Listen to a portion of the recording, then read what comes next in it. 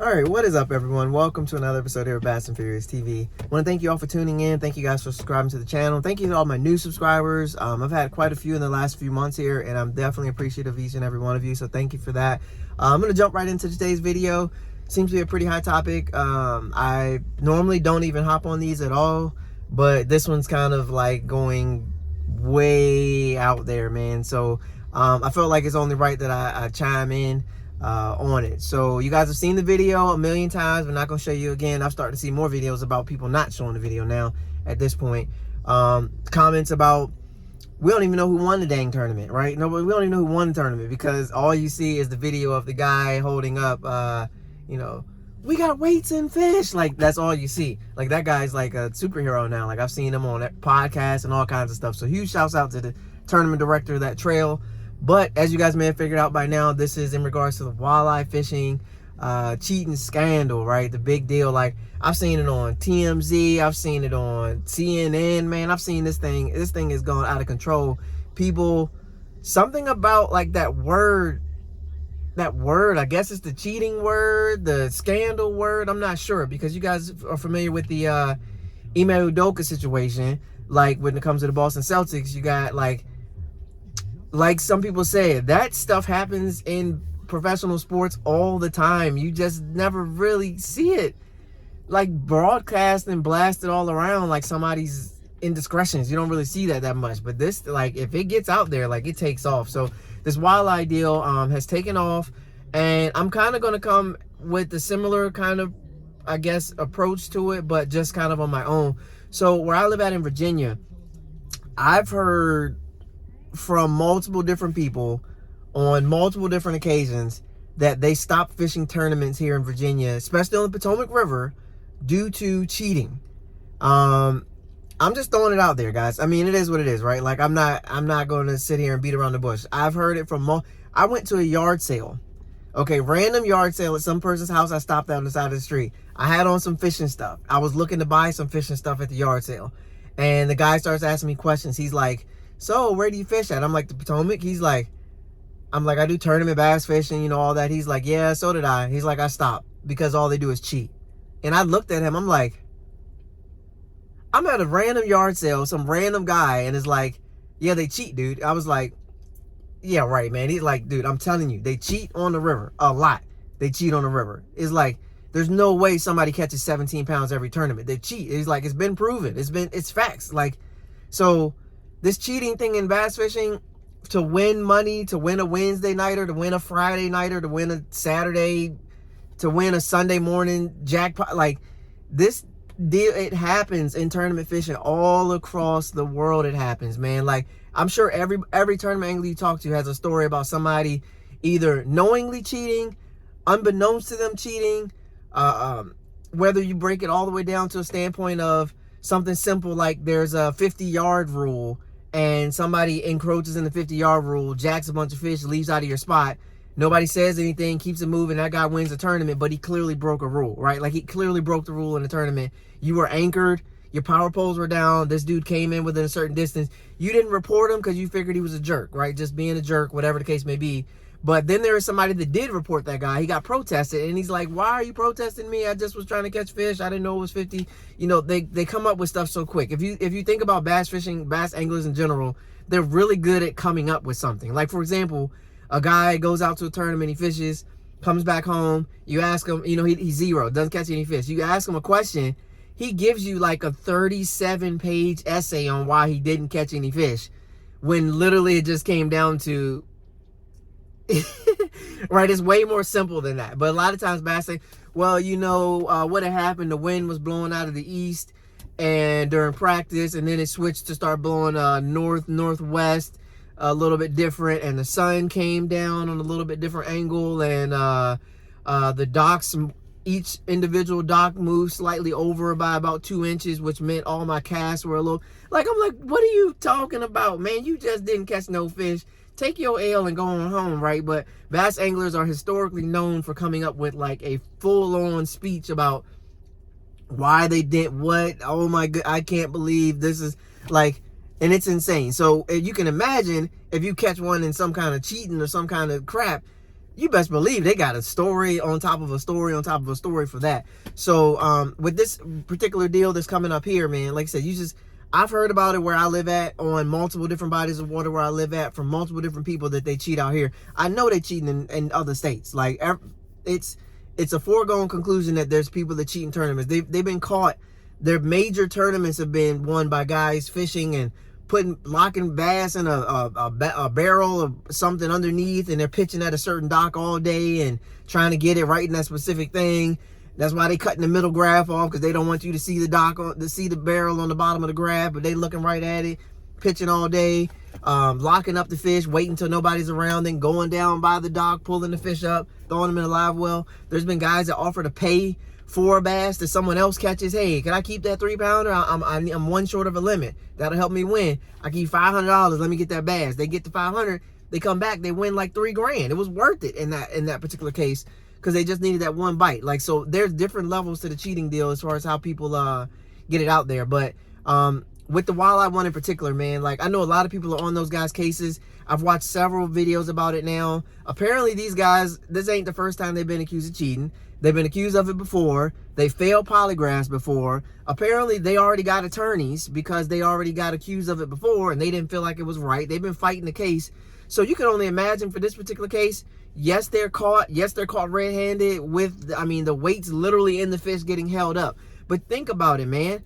There's murderers that have been caught with the knife in their hand standing on top of somebody, and then there's still a trial. What's the trial for?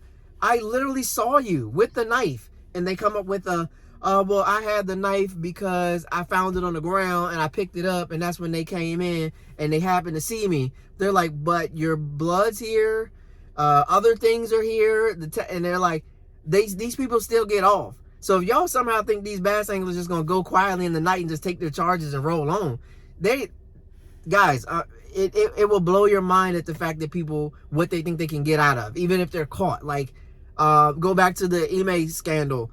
They're literally on the Ring doorbell being caught. The lady's on the Ring doorbell talking about the situation with Ime. Her husband hears it, and then she's like, oh, it was a joke. Huh? What do you mean it was a joke? It wasn't it? What? Joke? What joke involves you hooking up with somebody? Like, okay, so listen to what I'm saying. Sorry for the kids. I'm trying to keep my thing, like, you know, halfway decently correct, staying within a certain realm. So if there are some kids, well, I don't know. But for everyone else, like, people will try to get out of stuff. Like I said, this Jake Runyon and Chase Kaminsky guy, they already got lawyers, man. They've already been down this road of being accused of cheating. So this ain't nothing new for them. They're going to try to find a way to get out of it. What I wanted to do actually in this video, now that we're a few minutes in, is that to kind of talk about the penalties for this kind of work. Like, everybody's like, the penalty should have been served that day by everybody just beating the brakes off of them in the parking lot. Like, that's what's about to happen. That's what a lot of people are saying. That's not what I'm saying. I'm not condoning anybody beating up anybody. That's not I'm not no parts of that. I want no parts of that. But I'm just saying, a lot of people in that video, I felt as though without the tournament director saying, hey, y'all let these guys get up out of here, nobody touch them, we're going to go different avenues to get it. Because then you go from them getting a charge for whatever they did to now somebody else in the parking lot catching a charge for beating somebody up for catching fish. You can't really justify whooping somebody's butt for catching fish. Like, even if you think they stole money from you, in this tournament, they didn't actually steal any money from anyone because they didn't win any money. Everything got stopped before they got handed a prize. So that's kind of where I'm going with this video. If they had got handed a prize and then they took your actual money from you, you might have a more likely reason to, like, figure 4 leg lock somebody. But without that, they didn't actually steal any money from you. They just went, the tournament directors, I'm sure they just went down the list who was number 2. And then they just gave out the prizes. Everybody got what prize they were going to get that day, minus the guys that cheated. So when it comes down to that, I respect what the tournament director did. He had a hunch. He had an inkling. He acted on it, and it turned out to be okay. That was great. That was phenomenal. The only thing I can see with that, and the reason why I'm coming out with my video on this, is because if he had let it go all the way through, give them the prize, give them the money, do all of that, now they're in receipt of property that should not be theirs, which subsequently, if I steal your purse but I don't get anything out of your purse and I give you your purse back, ain't really much we're gonna be talking about. I didn't steal anything. I don't even have anything, right? Like, Okay, so I don't have anything. So you can't penalize me for stealing $500. I didn't steal $500. I didn't do anything. So if they had let it go through, give him the prize money, then get the cameras out, cut the fish open, with the dude standing there with the check, meaning that he had received the property that he got obtained fraudulently, then you got enough. Like, then I think you can hammer this deal home. But with catching them prior to, which you want to do at that time. You don't want to waste no time, because you could have gave that man the check. He could have took off with that check and y'all never got it. He disappeared completely, especially if he thought there was some speculation. He just won't show up for the next tournament. He just got $46,000. Him and Chase split it up 23-23. You never see them guys again for like 6 months.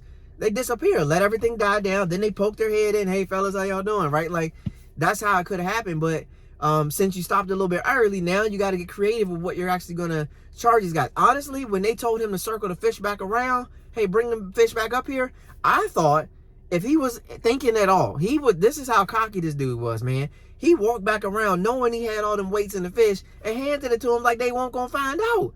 I guess maybe he didn't think the dude was going to cut him open. He might have just felt him and been like, I feel a little weird. He could have had explanation for the film. But the dude they said he put his pliers in there, weights in there, fillet of fish. He put their cousins inside of them. What kind of weird old crap is this? You fed the walleye his auntie. Like, come on, man. These dudes was on another one, man. They thought they were invincible. If he really thought that, he should have took that bag of walleye, hauled to the lake, threw the whole thing in the water, hopped in his truck and rolled out. Because then nobody couldn't say nothing. You couldn't prove nothing.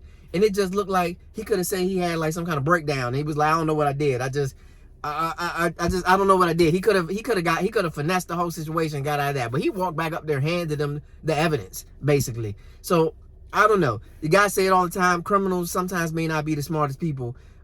Clearly, when you shoving 8 pounds of weight inside a fish, you're not the smartest person. But he done took a lot of people money with his shenanigans. So I don't know. Now, to go to the main reason why I made this video is to talk about the charges, the fraud, the charge, what they're guilty of. Here's the thing, guys.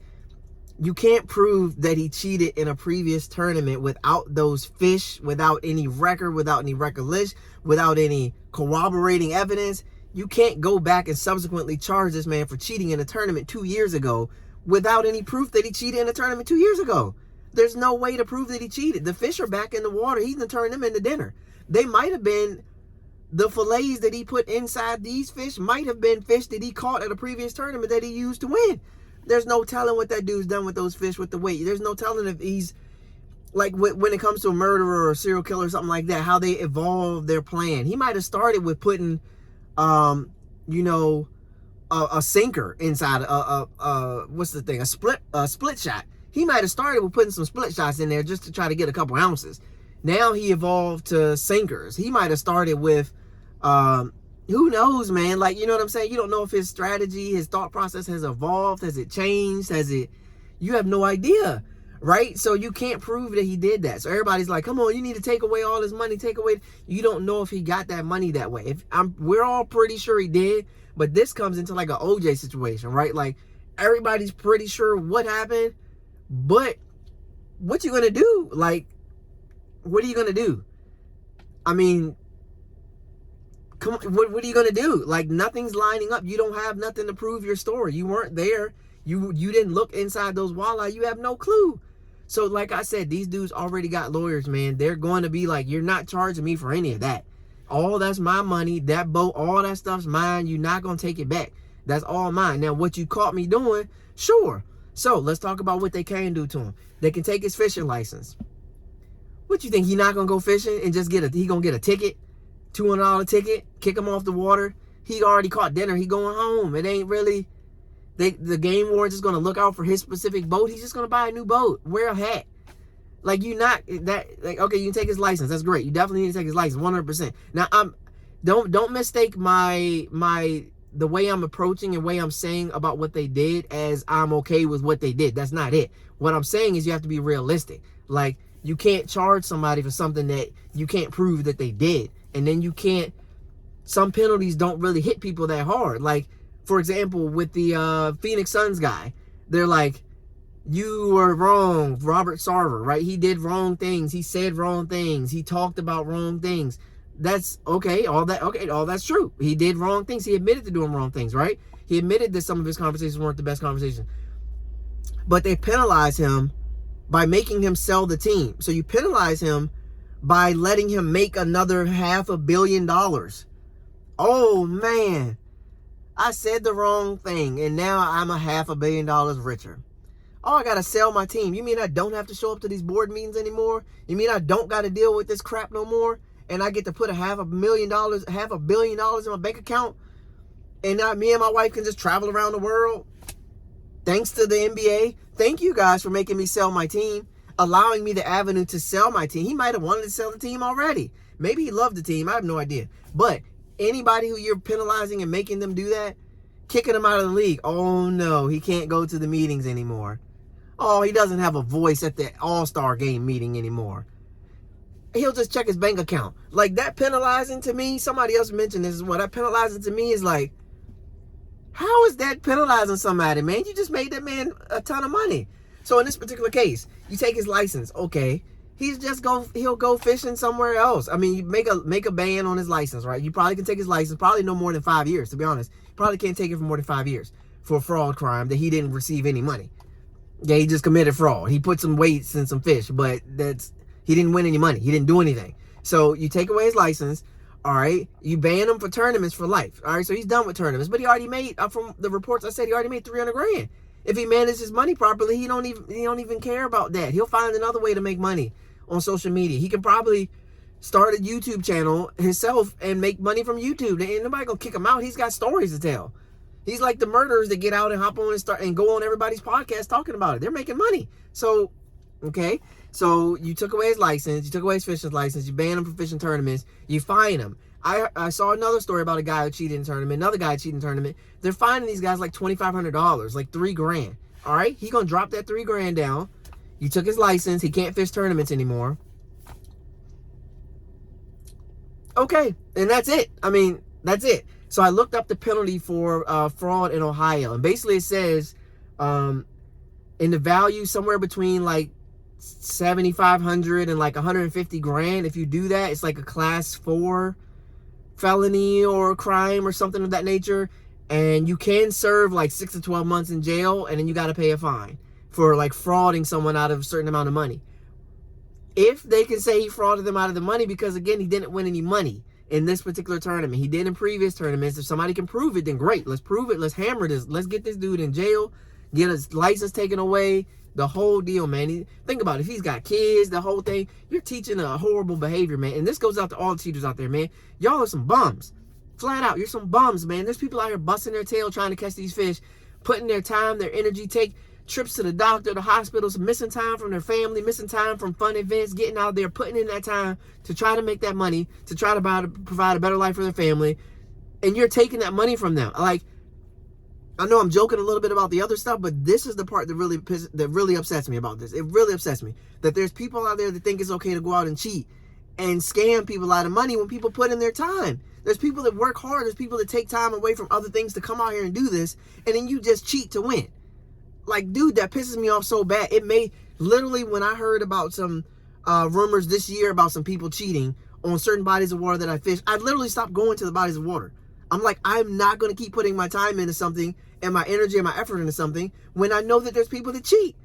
Why am I going out weekday practicing, scanning, riding around, talking, watching, learning, map study? I'm doing all this for you to show up and cheat. And then I catch 15 pounds and you catch 17. I catch 16, you catch 18. That joint gets old, man. I'm not implying or saying that anybody cheated anything I'm doing this year. I don't want to get that. That's not what I'm going with this. But I'm just saying, when it got brought to my attention that people cheat at the places that I fish from people that I actually respect and listen to, I'm like, I can't keep going to these places knowing that there's people that cheat at them. Eventually I got over it and I started going back to them again. But I'm gonna work just as hard as I always have been. But I'm also going to be aware of the fact that no matter how hard I work, somebody's going to try to get you hemmed up. So with that being said, like I said, the penalties for these guys, man, you penalize them as much as you possibly can. The prosecutors and the people, they're going to have to get creative to try to come up with some charges, to try to make sure, not come up with charges. I don't want to say that because that sounds bad. Like, that's a systematic issue where you just finding charges to try to put on somebody to make sure that they pay the price for something. Come up with some valid charges for these people, and then make sure that they never get back on this tournament trail. And I think you've run them down enough with the viral videos and this, that, and the third. This is a new age. Like, people cheated a long time ago in tournaments, and there was not social media to just hammer them home, so they kept coming back. Then they disappeared for a while. Then they popped back up again because, again, there wasn't social media. It wasn't this big of a buzz. Now the spotlight's on it. I'm hoping the people that are cheating don't show up to these tournaments for a little while, a long while for that matter. I hope maybe they think twice about cheating in these tournaments.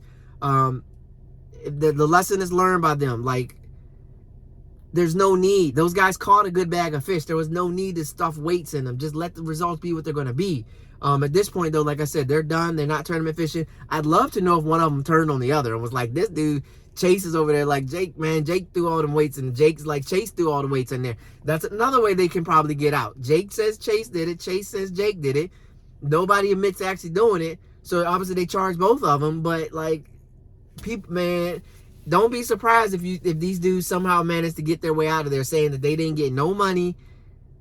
They added weights and fish. They apologized. They do because they already did a public campaign trying to unsmear their name from the last time they got caught cheating and the last time they failed polygraph tests. They already did a campaign saying, we're going to fight it. We're going to go. We're not going to take this line down. We're going to go. You know, they went through a whole spiel to try to get out of it before. So don't be surprised if you see it again.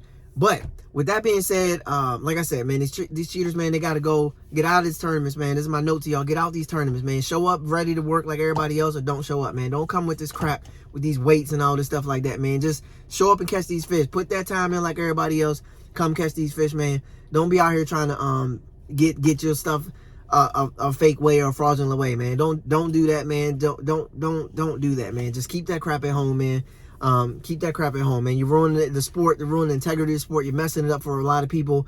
And the last thing I want to say, and this video went a little bit longer than I planned on, but the last thing I want to say is that they're messing it up for people that are trying to get on with these companies, because somebody signed off for them to be on like the Ranger team. Somebody signed on for them to be on all them other spots on their jerseys. And it was probably through an Instagram message, a phone call, a conversation. Somebody felt as though the character of those individuals was appropriate to line up with their team. And now they're seeing that, oh my goodness, we've approved cheaters as on our staff. So every marketing manager, person, whatever the case may be, anglers are going to start to notice that these companies aren't going to be as like willy-nilly just be like, oh, I'll give you 20% off, join my team. Like, lots of companies out here have signed up to some people that don't got the best character. Realistically, they sign these guys on, and by the time they finish signing the dots, they already talking to me about running the company down. They gave me 20%. I'm worth way more than 20%. They ain't got no good stuff anyway. Bunch of junk. But, you know, it gave me something to do on my jersey. You know, they're already running your company down before you even finish the ink, before the ink finished drying. Before the email even hit send. It's still stuck in the outgoing cycle, and they already running the company down, already pissed off, already looking for another company to work with that's going to give them a better deal. So you might start to see that as a side effect of this, where companies start to dig a little bit deep. Like when you go to the NFL, they vet your everything. They got to talk to all kinds of people, understand what's going on before they draft you. That's why you see these guys' draft stock drop before. Once something get found out, it's a little shaky in your character. Something happened, you know, something inadvertent happened. You make a bad decision as a kid to do something at a party, and that ends up getting back to the college guy, to the NFL scouts, and they find, because they dig, and they ask these questions. They gotten hemmed up before for asking questions, but they ask these questions to try to find out the quality of the people, the character of the people they're dealing with before they bring you into their organization, because they're trying to make sure they put their best foot forward, that they get people that can ball, but people that are actually not, you ain't got to be squeaky clean, but you just got to come in there with not having brutally robbed somebody beforehand. They need to know these things beforehand. There's a lot of people on pro staff that have probably robbed some people, right? Like there's a lot of people on pro staff they've done some things that would not be exemplary if representing your company, but no one asked these questions, and it's really tough. You can't really just, I'm gonna give you 20% off. I need to know if you're a convicted felon. That don't really go together, right? Because it's fishing. It's just fishing, but look at how bad it can end up, though. If you end up with somebody on your team that's like, look at some of your pro anglers out here, man. They are representing some brands pretty hard. Then come to find out that they're involved in X, Y, and Z. This dude's been at every family meet and greet situation. You got him out here shaking kids, kissing babies, and now you find out this, and now you've attached your train to this, and now you got this, and now you're dealing with this, and it doesn't reflect well in your brand. So you guys may start to see that a little bit in the deal, but maybe not. Who knows? We'll see. But anyways, guys, I appreciate you tuning into the video. Like I said, I hadn't planned on making a video on this at all, but I had to hop on just a little bit, give my little 2 cents on it. Hope you guys enjoy. We all need more guys like that one guy that went up after they weighed in and said something about what he thought was wrong and just kind of reiterated that we need to take a look at what's going on with these guys. You need some guys like that. But at the same time, to kind of just wrap it all up, bass fishing, some of the rules in bass fishing are old, outdated, and need to be changed. It's a problem. It's causing problems. It's causing dumb problems in tournament fishing by some of these ridiculous, old, antiquated rules. So I am really hoping that these tournament trails are paying attention. Lead weights in fish is a rule that's valid and needs to stay forever. But there are some rules in bass fishing that are just completely dumb. If you look at the recent Bassmaster Opens, different Major League Fishing tournaments, BFL tournaments, there's some rules in bass fishing that are just the dumbest rules in the world, and they do need to be changed. And I plan to start that conversation. I've already started that conversation. I've already reached out to several people on different platforms, different avenues. I'm having that conversation about some of the bass fishing rules that need to be changed because they're ridiculous. They are so old and so outdated to where it makes no sense whatsoever. And people are losing hard-earned money and getting penalized for dumb stuff. That has to change. It has to change. And like I said, I have started the conversation. I'm not hopping on YouTube just talking to y'all. I'm talking. I'm trying to get to the meetings. I'm trying to have these conversations to enact some change, to make some things a little bit better for my kids if they want to fish, y'all kids that want to fish, and for me currently that wants to fish. Everything's not always about the youth and the future generation. Some of it's about what's happening right now. Some of these rules need to change right now. I'm concerned about the high school kids coming up. I want them to have I want them to walk into something that's good and beneficial, and that they don't go broke immediately when they get out of high school trying to chase these fish and end up back on their mom's couch. I want theirs to be changed, but also too, I don't want to neglect the fact that there's a lot of 30 to 40, 25 to 30, 40 to 50-year-old men that are out here fishing, ladies that are out here fishing, that need the rules to change now. We don't need to change in 15 years. We need to change now. We need to make the changes so that the things can get better. So tournament fishing can be better. So anyways, that's all I had. I appreciate it. I know it's a little bit long on the video, but thank you guys for tuning in. As always, this is Fast and Furious TV, talking scandals. Never do this, but I had to hop in on this one. So appreciate you guys as always. Peace. I'm out.